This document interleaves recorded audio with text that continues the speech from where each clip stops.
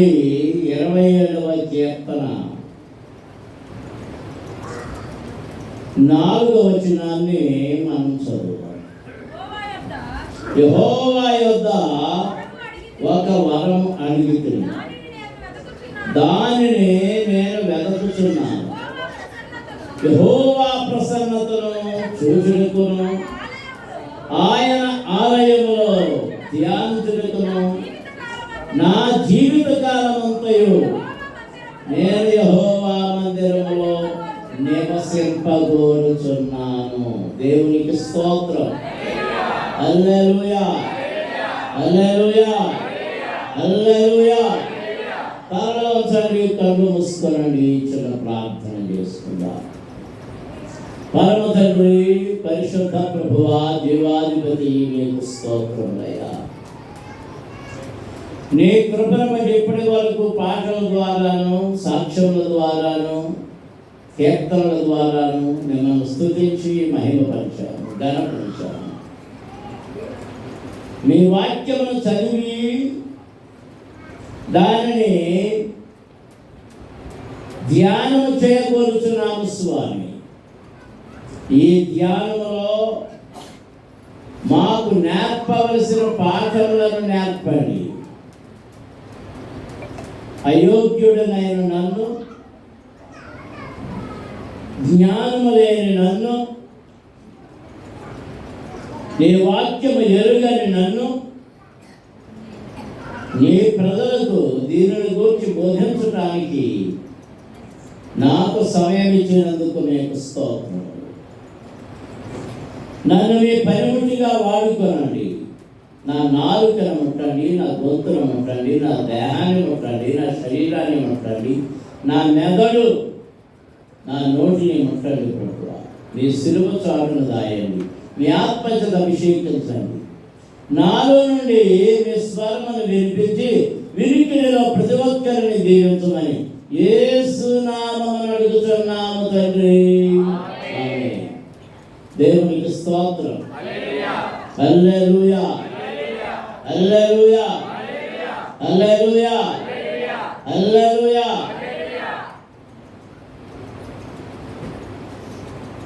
ఈ అంత్యకాలంలో అనేకమైన దుర్బోధలు తమకిష్టమైనట్టుగా మలుచుకొని బోధిస్తూ ఉన్నారు. ఆ బోధనలో చిక్కుకుపోతున్నారు. దానిని నిజ సత్యమని భావించి ఆ వెనుక వెళుతూ వారితో పాటుగా ఆ నరకాగ్నికి వారసులైపోతున్నారు. దానిని మనము గమనించుకోవాల్సి ఉంది. దేవునికి స్తోత్రం. హల్లెలూయా, హల్లెలూయా. ఈ వారం అనుకోకుండా 2-3 ప్రసంగాలు వినడం జరిగింది. వాళ్ళు వేసే ప్రశ్నలు బట్టి ఎంతగా ఉన్నప్పుడు నేను అది వినపాడుకుంటాను.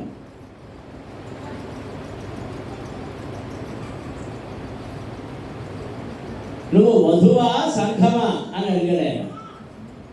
నాకేమర్థం కాదు. నువ్వు వధువా సంఘమా? మనకేమనుంది? వధువు సంఘం అని ఉంది. వధువు అయితేనంట తీర్పు లేదంట.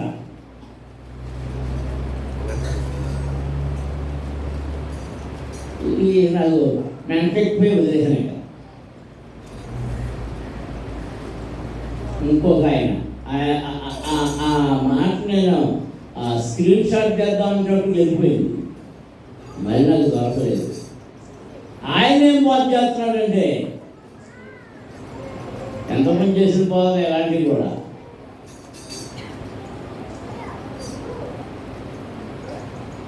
నరకంలో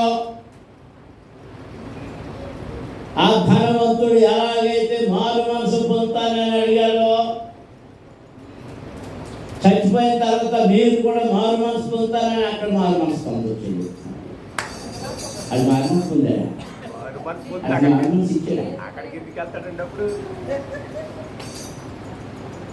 నా బుర్రంతా చెప్తా. నాకు అంత జ్ఞానం లేదు దేవా, మరింత జ్ఞానం ఇచ్చినందుకు నీకు స్తోత్రమయ్యా. అజ్ఞాని నువ్వు చెప్పిన మాట మాత్రం నేను పట్టుకుని ఏలాడతాను, దాన్ని విడిచిపెట్టను. నాది అజ్ఞానం అయితే అజ్ఞానినైన నన్ను క్షమించి సరిచేయి ప్రభు అని అడుగుతున్నాను. నరకంలోకి వెళ్ళాక నువ్వు మారు మనసు పొందావా? ఓరి బుద్ధిహీనుడా, మా తమ్ముడు మారు మనసు పొందడం కోసం ఆయన పంపవయ్యా అన్నాడు, పంపను అన్నాడు. నన్ను పంపు అన్నాడు, నిన్ను పంపను అన్నాడు. నేను వెళ్ళొస్తాను అన్నాడు, కుదరదు అన్నాడు. ఆయన్ని పంపు అన్నాడు, కుదరదు అన్నాడు. కుదరదని ఏమన్నాడు? ఈ బోధలు చేస్తాకి ప్రవక్తలు అనేక మంది అక్కడ ఉన్నారు.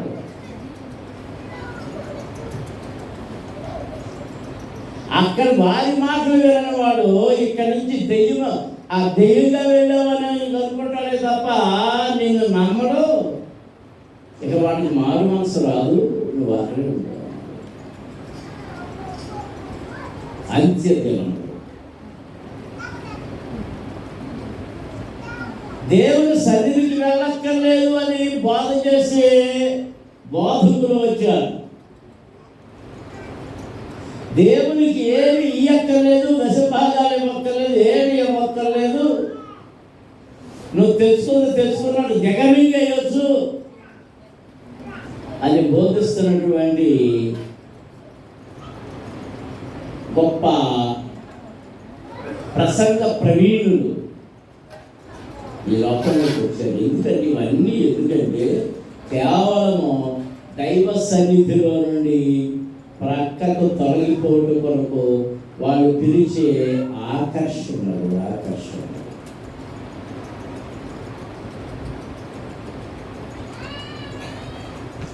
బహుశా 1965 సంవత్సరము ఏదో అంతర్వేదిపాల సభలకు వెళ్తున్నాం. సంఘంలో 20 మంది 30 మంది ఉన్నారు. అందరూ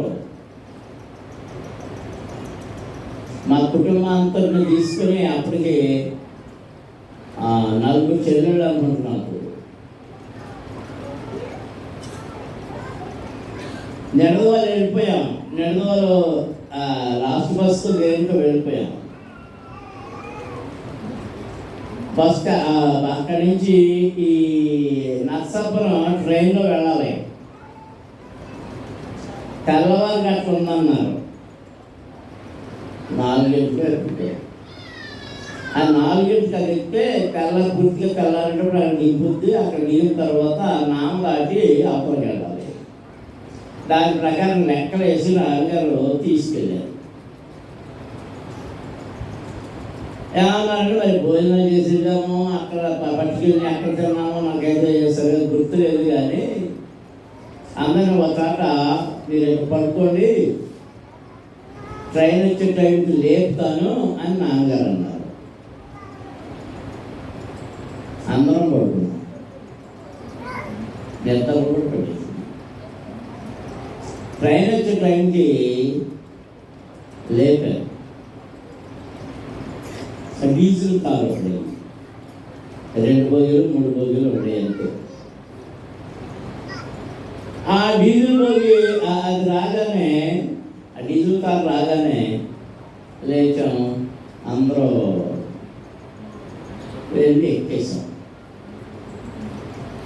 కాసేపటిగా ఒక కానిస్టేబుల్ ఏమని తిరుగుతున్నారంటే మీ పాప ఎవరైనా తప్పిపోయారో చూసుకోండి, మీ పాప ఎవరైనా తప్పిపోయారో చూసుకోండి అని ఆ రైట్ చుట్టూ తిరుగుతున్నాడు.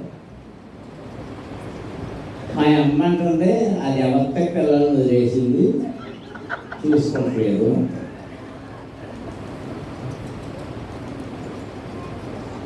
అందరూ కూర్చున్నారు. అన్ని సంచులు లెక్కించుకున్నారా అని. సంచులు లెక్కించుకున్న మోటార్, సంచులు అంటే మోటరే. ఎవరి మొహాల దగ్గర ఉందా లేదో చూసుకుంటున్నారు. మా నాన్నగారు అన్నారు, పిల్లలందరూ ఉన్నారా లెక్క ఎక్కువ అన్నారు.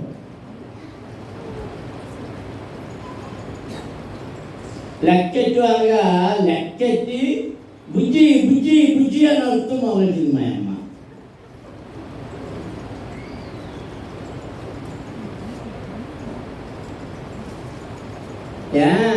అని దూరంగా ఉన్న నాన్నగారు అంటే బుజ్జి కనపడతలేదు అన్న. గౌరవ నాన్నగారు కానిస్టేబుల్ దగ్గర బయటకెళ్తే ఈ బుజ్జి సంకలో ఉంది, తీసుకొచ్చారు. సరే అంత అయిపోయింది, తీరుబడిగా కూర్చున్నాక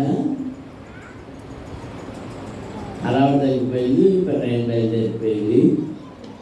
చాలాసార్లు ఆ తర్వాత కూడా ప్రశ్నలు వేశారు ఎవరిని, మా బుజ్జిని. ఎక్కడికి వెళ్ళావమ్మా అంటే అందరూ పడుతున్నారు కదా, ఈవిడికి నిద్రట్లే. ఎవరికి? మా చెల్లికి, అది మూడో చెల్లి. ఈ నిద్ర మరి నిద్రట్టిందా అనుకో, కూ అని వెంబడిందంట. ఏంటి? రైలు కోత. కూ అంటే ఆ కూ చూద్దామని వెళ్ళారంట. ఎంతకి మాట్లాడలే. ఇప్పుడు మాట్లాడితే ఎంత అనుకుంటే వెళ్తారు, మాట్లాడతారు చాలా మంది. ఈ కూర్చొత్తకి వెళ్తున్నారు చాలా మంది. కూర్చోవడం కోసం వెళ్ళి ఎవరిని బాగొడుతుంది? మా కుటుంబాన్ని బాగొడుతుంది.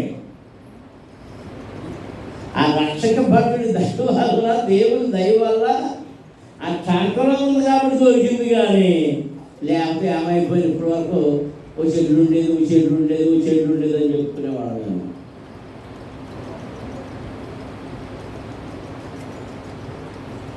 కూ కూ కూ అది పాటలు కూవో, ప్రసంగాలు కూవో, ఏ కూవో, ఏ కూర్చోడానికి వెళ్తున్నావో.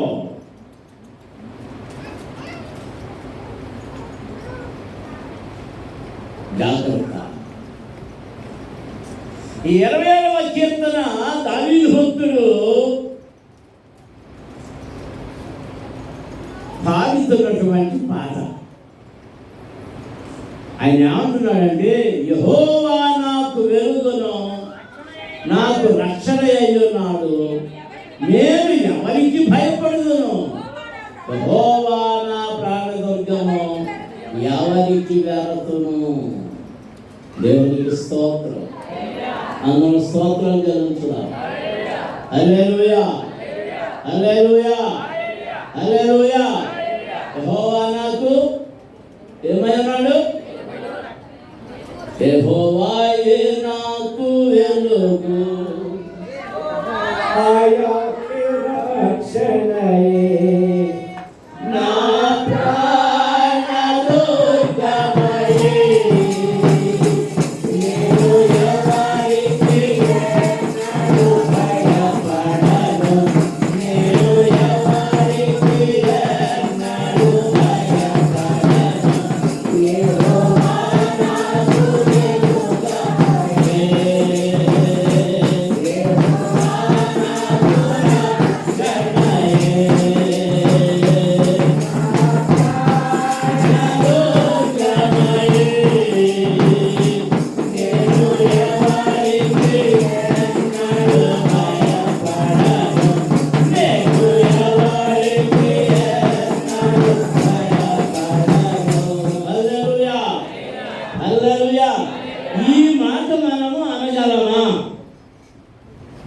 దావీదు అంటున్నాడు, దావీదు అనగలుగుతున్నాడు, దావీదు పడగలుగుతున్నాడు, మనసారా పాడుతున్నాడు. ఎందుకంటే దావీదు యొక్క ఆధారం, దావీదు యొక్క మూలము, దావీదు యొక్క విశ్వాసము ఎవరంటే ఆయనే. ఆయనే. దేవునికి స్తోత్రం. అందరూ స్తోత్రం చెల్లించారు. హల్లెలూయా, హల్లెలూయా, హల్లెలూయా, హల్లెలూయా. ఆయన ఏమై ఉన్నాడట చెప్పండి? వెలుగై ఉన్నాడు, రక్షణ అయి ఉన్నాడు. చెప్పండి, ఏమై ఉన్నాడు? వెలుగై ఉన్నాడు, రక్షణ అయి ఉన్నాడు. వెలుగు ఎక్కడ అవసరం? చీకటిలో చీకటిలో ఉన్న మనం చీకటిలో ఉంటే వెలుగు అవసరం. ఆ చీకటిలో భయం ఉంది, ఆ చీకటిలో రోగం ఉంది, ఆ చీకటిలో తెగులు ఉంది, ఆ చీకటిలో రకరకాల దొంగలు, హంతకులు, వ్యభిచారులు ఆ చీకటిలో కాచుకుని ఉన్నారు. వారిని గుర్తుపట్టి వారిని దూరంగా ఉండాలంటే మనకి వెలుగెవరు? దేవుడే నా వెలుగై ఉన్నాడు. దేవునికి స్తోత్రం. అందరూ స్తోత్రం చెల్లించుదాం. హల్లెలూయా, హల్లెలూయా, హల్లెలూయా, హల్లెలూయా. నీ వెలుగెవరు? చాలా మంది నా కూతురే నా వెలుగు, నా మనవరాలే నా వెలుగు. తలలోనేనా? వాళ్ళ అమ్మగారు పడతలేదు, నమ్మకం వచ్చింది నాకు. వెనకాల ఉందా? తలలోడి కాదేమో అనుకున్నాను నేను. ముందు తలలోడి అనుకున్నాను, కాదేమో వాళ్ళ అమ్మగారు పడతలేదు అనుకున్నాను. ఇప్పుడు వాళ్ళ అమ్మ అంటే ఈడేనా వెలుగు అంటే, వాళ్ళ అమ్మ ఎలా ఉన్నా కానీ వాళ్ళ అమ్మమ్మ అంటుంది నాకు వెలుగు ఈడే. ఎవరు ఎర్రగా పొరపడుకున్నాను. ఓహో, అమ్మమ్మ అంటున్నారా? దేవునికి స్తోత్రం. అందులో స్తోత్రాలు చెల్లించుదాం. హల్లెలూయా. నిజమే, ఆయన మాత్రమే మనకు వెలుగు. ఆయన వెలుగు కనుకనే మనకు రక్షకుడిగా ఉన్నాడు. మనకు వెలుగును రక్షకుడు అయి ఉన్నాడు, రక్షణ అయి ఉన్నాడు. మనం ఎట్టుకోవాలన్నా ఆయనే, ఎదురుగా ఆయనే తోడుగా వస్తున్నాడు, నేడుగా ఉంటున్నాడు. ఎండ తగలకుండా ఆ మేఘాన్ని కప్పి నీడను గ్రహిస్తున్నాడు. ఇశ్రాయేలీయులు 40 సంవత్సరాల అరణ్యంలో నడుస్తూ ఉన్నప్పుడు చీకటి వేళ ఆ చీకటిలో వారిని ఏది ఎత్తుకొని పోకుండా ఆయన ఏమైనాడు తెలుసా? అగ్ని స్తంభముగా. ఏమైనాడు? అగ్ని స్తంభముగా. అగ్ని మండుతా ఉంది. 6 లక్షల కాల్బలం, లక్షలాది మంది పిల్లలు, స్త్రీలు, వృద్ధులు, ఎన్ని లక్షల మంది ఉన్నారు, వారందరికీ ఈ అగ్ని స్తంభం వెలుగై ఉంది.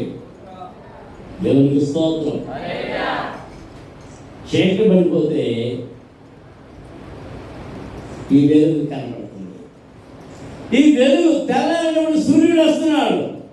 ఈ సూర్యుడు వచ్చే కొద్దీ ఈ కాంతి జరిగిపోయి ఆ అగ్ని స్తంభం ఏమిటో మారిపోతుందో తెలుసా? మేఘ స్తంభంగా మారిపోతుంది. మేఘ స్తంభం ఇప్పుడు ఏం చేస్తుంది? ఎండకు ఎవడు అలసిపోకుండా, అలయకుండా, సొలయకుండా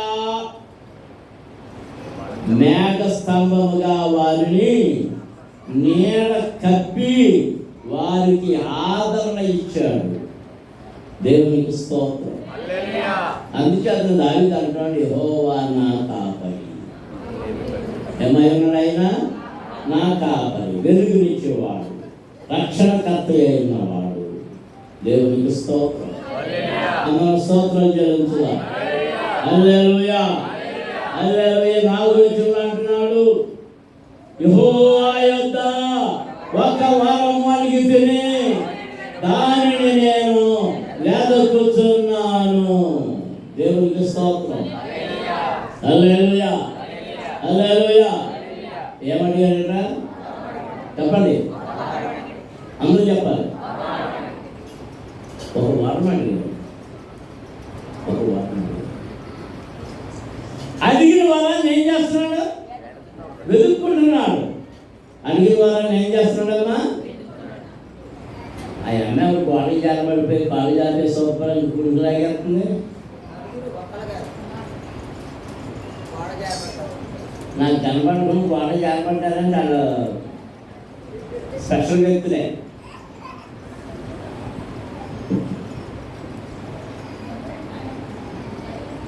ఏమడిగాడు? దాన్ని ఏం చేస్తున్నాడు అంటే వరం అడిగిన తర్వాత దాన్ని మనం ఏం చేయాలి? వెతకాలి. మనం దేవుడిని ఏదైనా అడిగితే అడిగిన తర్వాత దాని కొరకు కనిపెట్టి చూడాలి. తప్పకుండా కనిపెట్టి చూడాలి.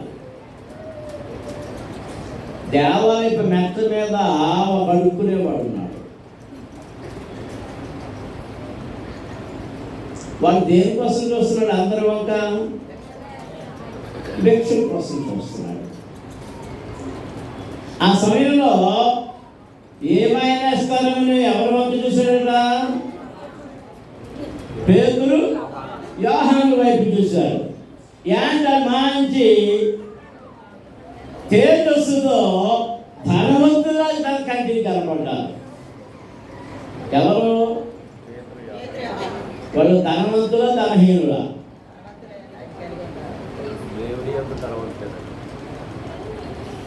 దేవుని యొక్క పరలోక ఐశ్వర్యం వాళ్ళ దగ్గర ఉంది. అందుకని వారు ధనవంతులుగా కనబడుతున్నారు. దేవునికి స్తోత్రం. అందుకని వాడు ఏం చేస్తున్నాడు? వారి యొద్ద ఏమైనా దొరికినట్టు చూస్తున్నాడు. వారేమంటున్నారంటే మా యొద్ద నువ్వు అనుకునే వెండి బంగారాలు లేవు, అది యెహోవాకు సంబంధమైనవి. కానీ మేము ఏమి కలిగి ఉన్నామో దానిని నీకు ఇస్తున్నాం. నువ్వు లేచి నడువు, మాకున్న ఐశ్వర్యంలో స్వస్థత మా దగ్గర ఉంది, అది నీకు ఇస్తున్నాం, నడువు. హల్లెలూయా, హల్లెలూయా, హల్లెలూయా, హల్లెలూయా. దేవుని పిల్లలైన వారికి దేవుడు ఉంటే సమస్తము వారి దగ్గర ఉన్నట్లే. ప్రభు మొర వినవా, ప్రభు మొర వినవా.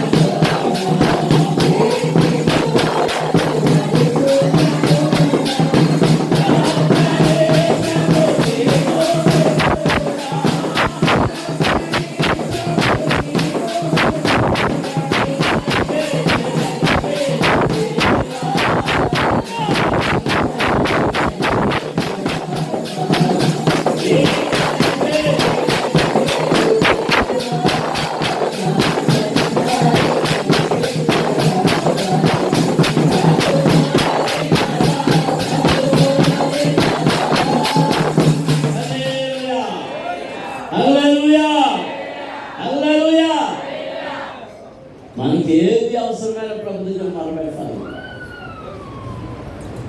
అయితే మనం ఎక్కలేకపోతున్నాం. ఏమని అడగాలి? నాకు సహాయం చేయి ప్రభువా, నన్ను నడిపించు, నన్ను ఎక్కించు, నన్ను ఎక్కించు, నన్ను ఎక్కించు అని అడగాలి. నాయనా ఈ పడవలో ప్రయాణం చేస్తున్నాను, ఈ కడలలో ప్రయాణం చేస్తున్నాను, అలలు నా పడవలు కొడుతున్నాయి, అలలు మించివేయాలని చూస్తున్నాయి. ఈ అలల దెబ్బ నుండి నన్ను అవతలకి దాటించు. ఈ అలలు నన్ను ఎంత కొట్టినా, నన్ను ఎంత భయపెట్టినా, నేను అవతలి తీరానికి నీ దగ్గరకు చేరే వరకు నన్ను నడిపించు అని అడగాలి. దేవునికి స్తోత్రం. హల్లెలూయా. దావీదు అంటున్నాడు, నేను దేవుని యొద్ద ఒక వరము అడిగితిని, నేను దానిని అడుగుతున్నాను. ఏంట వరం? యెహోవా ప్రసన్నతను చూచుటకును, ఆయన ఆలయములో ధ్యానించుటకును నా జీవిత కాలం అంతయు నేను యెహోవా మందిరములో నివసింపగోరుచున్నాను. దేవునికి స్తోత్రం. అందరూ స్తోత్రాలు చెల్లించుదాం. హల్లెలూయా, హల్లెలూయా, హల్లెలూయా. దావీదు యొక్క ఆశ, దావీదు యొక్క హృదయం వెతుకుతున్నది ఏది అంటే, దేని కొరకు వెతుకుతున్నాడట?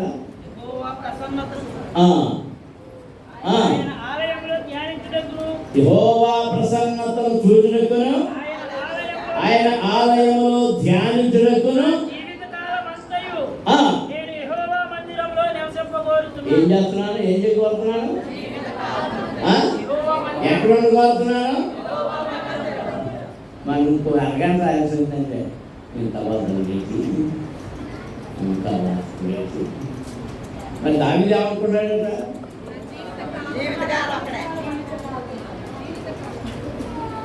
యెహోవా ప్రసన్నత చూడాలి నేను, ఆయన రక్షణ భాగ్యం నేను పొందుకోవాలి, ఆయన కృపలన్నీ పొందుకోవాలి. ఇది అడగడం కొరకు నేను దివారాత్రములు ఎక్కడ ఉండాలనుకుంటున్నాను?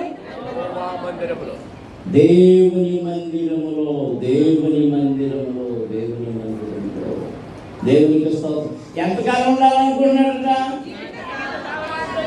జీవితకాలం అంతా దావీదు కోరుకుంటుంటే ఈ 3 రోజులు నువ్వేం చేస్తావో నేను చూస్తా.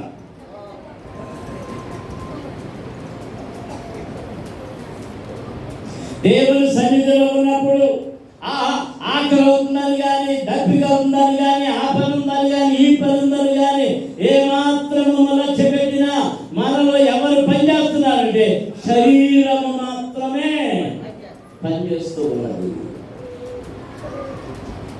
దేవునితో నివసింపగోరిన వాడు ఇలాంటి సాకులు ఏం చెప్పడు? ఆకలి అవుతుందని చెప్పడు, బీపీ వచ్చేసిందని చెప్పడు, తలపడి వచ్చేస్తుందని చెప్పడు. తలపడి వచ్చినా బీపీ వచ్చినా అది ఎవరి వల్ల వచ్చింది అంటే దేవుని సన్నిధిలో నుండి నిన్ను బయటికి ఈడ్చుకొని పోవడానికి సాతాను నీకు పెట్టే ఎర. అది ఎర. అప్పుడే అర్జెంట్ పని జ్ఞాపకం అవుతుంది. లేదా నువ్వు మా నుంచి ప్రార్థన చేస్తుండే వంత వేసుకుని వచ్చేసి ప్రార్థన మొదలెడితే ఎక్కడి నుంచో ఫోన్ వస్తుంది, మీ అబ్బాయి పరీక్ష రాత్రికి కదా, ఆ టికెట్ మర్చిపోయాడంట, పరిగెత్తుకుని పడుతున్నా. ఇదే కూడా నా లక్ష్యం ఎప్పుడైనా జరిగింది అలాగే లేదా? వస్తే ఆడంట కొట్టమ్మా వస్తే అది ఎవరు పెట్టి ఆటంకాలు? సాతాను. యెహోవా ప్రసన్నత పొందుకోవాలంటే, ఆయన వెలుగు మన మీద ప్రకాశించాలంటే, ఆయన మనకు రక్షణకర్తగా ఉండాలి అంటే ఆయన సన్నిధిలో కోరుకోవాలి. ముందు నీ మనసు దానికి సిద్ధపడాలి. దేవునికి స్తోత్రం. నీ మనసు దేనికి సిద్ధపడుతున్నదో ఎవరికి తెలుసు? ఆయన అంతరంగములను ఎరిగిన వాడు. ఆయన ఎలాంటి వాడు? చెప్పండి. కానీ మనం యోహాను సువార్తలో ఒకసారి చదివితే అక్కడ ఒక మాట ఉంది.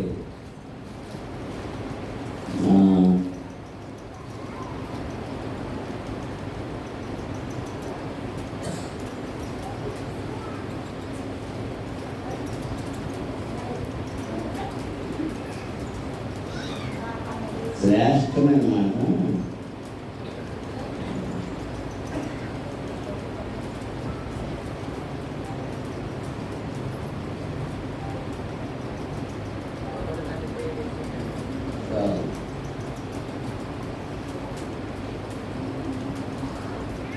ఆయన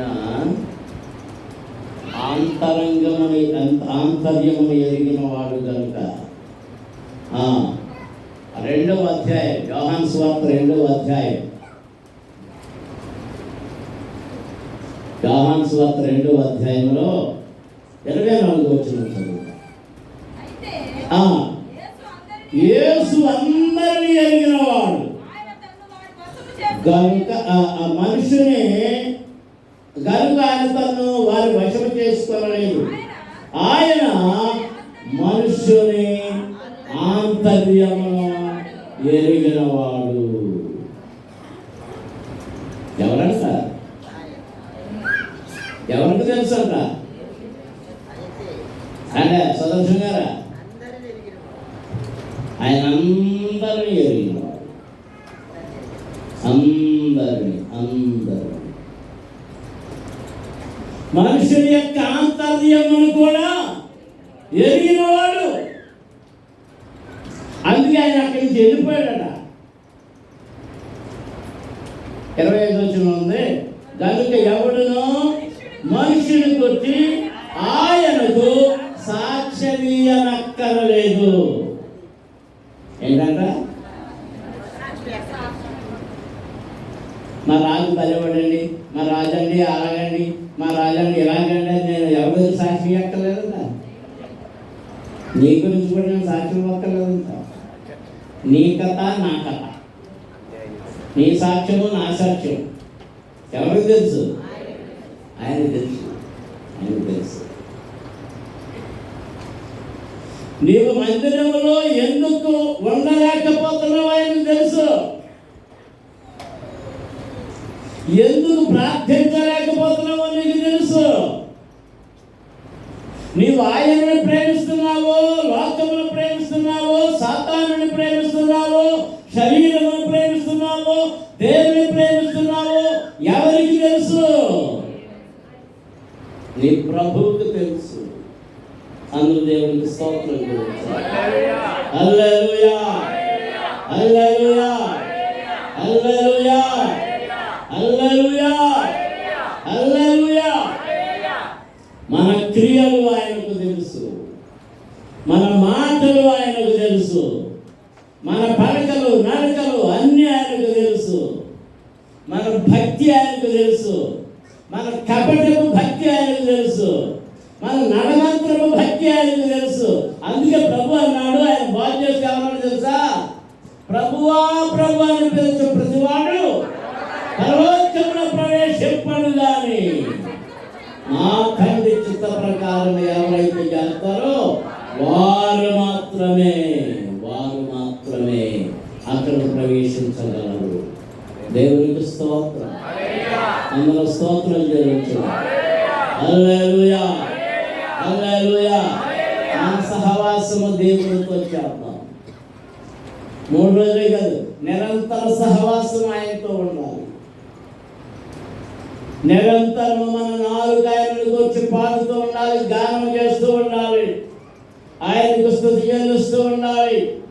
అలాగే జరిగినప్పుడు నీ జీవితంలో మార్పులు అనేకముగా సంభవించి జరిగే అద్భుతాలు, ఆశ్చర్యకార్యాలు ఇతరులు చూసి ఆశ్చర్యపడతారు. స్తోత్రం. హల్లెలూయా, హల్లెలూయా, హల్లెలూయా. అందరూ మాత్రం ప్రార్థన చేసుకుందాం. ఈ మధ్యాహ్న సమయంలో దావీదు వలె నిన్ను నీవు సమర్పించుకో. దేవా, నిన్ను వారం అడుగుతున్నానయ్యా, నేను నీ సన్నిధిలో గడపగలగడానికి, నీ ప్రసన్నత చూడడానికి, నీ వెలుగును పొందుకోవడానికి, నీ కృపను పొందుకోవడానికి, నీ దీవెనలు పొందుకోవడానికి, నీ ఆశీర్వాదాలతో నింపబడడానికి నీ కృప దయచేయి.